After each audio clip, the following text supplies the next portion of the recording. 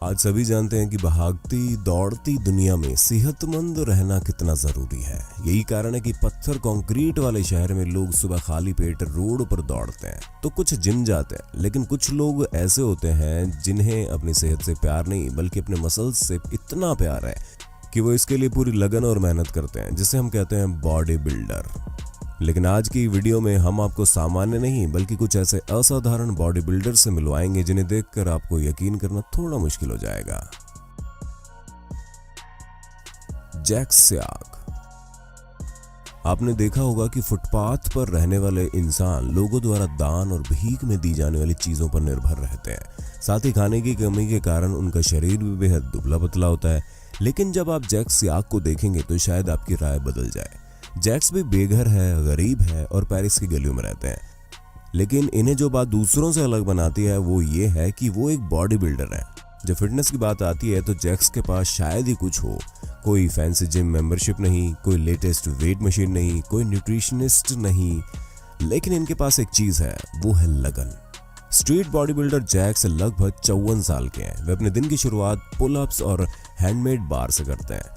फिर आगे वो रबर बैंड का इस्तेमाल अपने हाथों और शोल्डर की एक्सरसाइज करके आगे बढ़ाते हैं। जैक्स के पास इतने पैसे नहीं होते कि वो कुछ लेटेस्ट उपकरण खरीद सके, इसलिए वो हाथ में आने वाली किसी भी चीज का इस्तेमाल कर प्रैक्टिस करते हैं या फिर किसी ऐसे चीज से अभ्यास करते हैं जिसके लिए किसी भी उपकरण की आवश्यकता नहीं होती। जिसमें उनका पसंदीदा एक्सरसाइज पुशअप्स है। जैक्स भले ही बेघर है, इसके बावजूद वो डाइट को स्ट्रिक्टली फॉलो करते हैं। दान में मिलने वाले पैसों से शराब पीने की बजाय वो सप्ताह में 5 दिन वेज खाते हैं और हर दिन 1500 कैलोरी की जरूरत को पूरा करते हैं। अन्य बेघर लोगों के विपरीत जैक्स के पास सभी प्रकार के प्रोटीन कॉकटेल, गेनर और एनर्जी बार है। जैक्स लंबे अरसे से स्ट्रीट हीरो हैं। टूरिस्ट अक्सर उनके साथ फोटो और सेल्फी खिंचवाते हैं और तो और छोटे बच्चे उनके बाइसेप्स को छूना भी पसंद करते हैं। जैक्स का कहना है कि ये फैक्ट है कि वो बेघर है और ज्यादातर उनके शरीर पर कपड़े नहीं होते। इसके बावजूद उन्हें कभी सर्दी, जुकाम या फिर फ्लू जैसी कोई बीमारी नहीं हुई। उनके लिए सबसे महत्वपूर्ण बात है कि लोग, खासकर बच्चे, उनसे प्रेरणा लें और यही उनके जीवन का असल मकसद है। आपका इनकी लगन को लेकर क्या ख्याल है, कमेंट करके जरूर बताइए। मोहम्मद अली एके मिस्टर 10 पैक।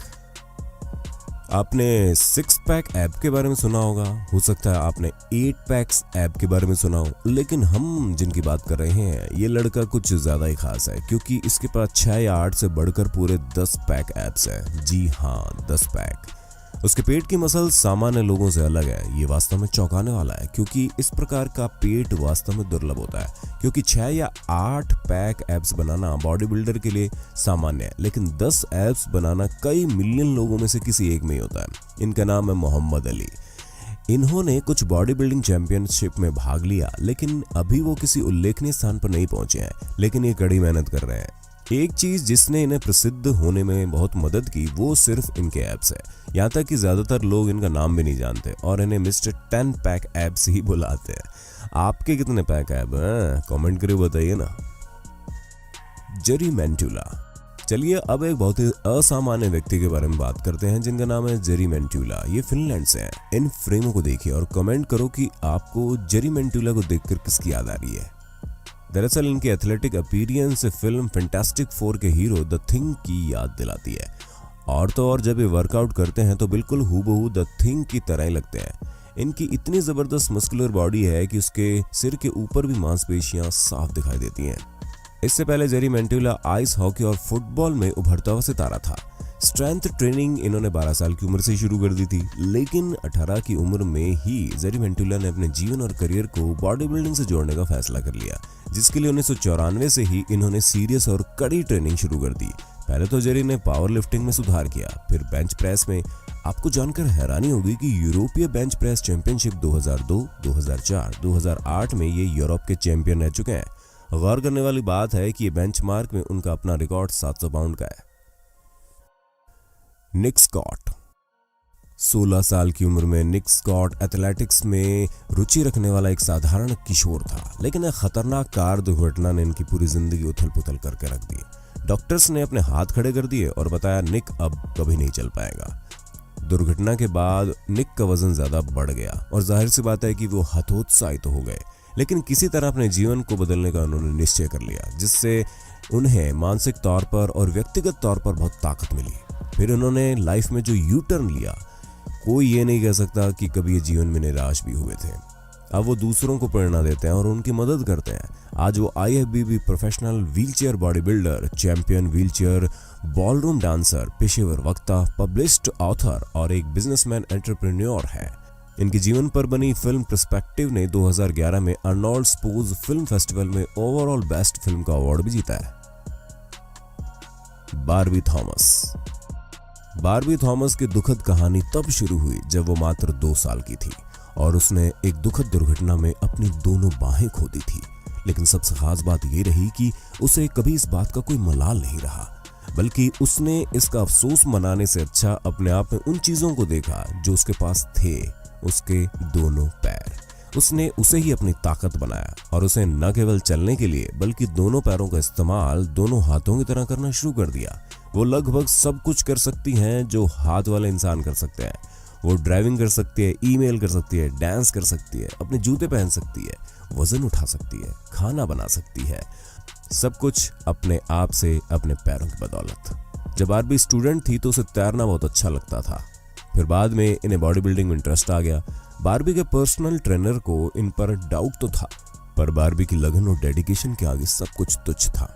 फिर सभी बाधाओं को साइड करके वो चैंपियन बन गई। वो सक्षम महिलाओं के साथ फिनिक्स एरिजोना में 2003 से लगातार बॉडी बिल्डिंग कॉम्पिटिशन में भाग ले रही है। आज सफल करियर के साथ साथ बारबी थॉमस के 2 प्यारे बच्चे भी हैं। Gunner Anderson. एंडरसन एक आम आदमी की तरह नहीं है। वजह है कि एंडरसन की बॉडी बिल्डर बनने से पहले काफी मुश्किलों का सामना करना पड़ा था। एंडरसन का जन्म पेक्टोरालिस मेजर मसल के बिना हुआ था। इसके बावजूद एंडरसन ने कठिन ट्रेनिंग शुरू की और फाइनली इसका रिजल्ट आप देख ही सकते हैं। जब एंडरसन छोटा था तो बहुत पतला और बहुत शर्मीला भी था। वो पब्लिक में या किसी के सामने अपनी शर्ट नहीं उतार सकता था, जो कि जाहिर सी बात है कि क्यों, जिससे कि इस बेचारे एंडरसन में हीन भावना भी विकसित हो गई। लेकिन बाद में अपनी इस हीन भावना पर वो काबू पाने में सफल रहा और ट्रेनर के साथ जिम में कड़ी मेहनत करने लगा। अब एंडरसन एक ऑनलाइन पर्सनल ट्रेनर है और फिटनेस स्पेशलिस्ट भी है। वो उन लोगों के लिए एक अच्छा उदाहरण है जो कभी जिम जाने के बारे में सोचते भी नहीं है। वैसे एंडरसन का अपना YouTube चैनल भी है। वैसे उस पर सब्सक्राइबर बहुत कम है, लेकिन आप भी फिटनेस फ्रीक हैं तो उन्हें सब्सक्राइब जरूर कर लीजिए, लिंक डिस्क्रिप्शन में मिल जाएगा। हेलमुट स्ट्रेबल।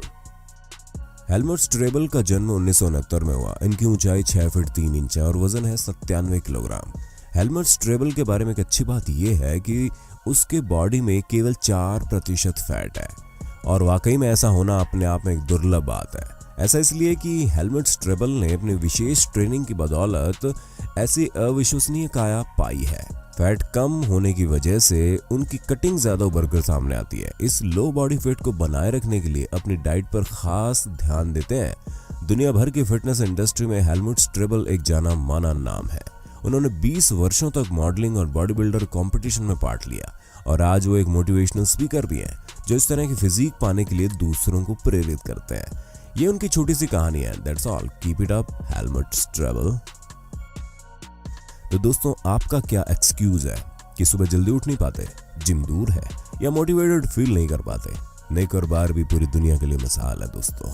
इस बारे में आपकी राय क्या है, कमेंट करके जरूर बताना। अब जाने का समय है। अगर आज हम आपको जिंदगी में कुछ नई प्रेरणा दे सकने में कामयाब रहे हों तो वीडियो को लाइक कर देना और अपने दोस्तों में शेयर जरूर कर देना।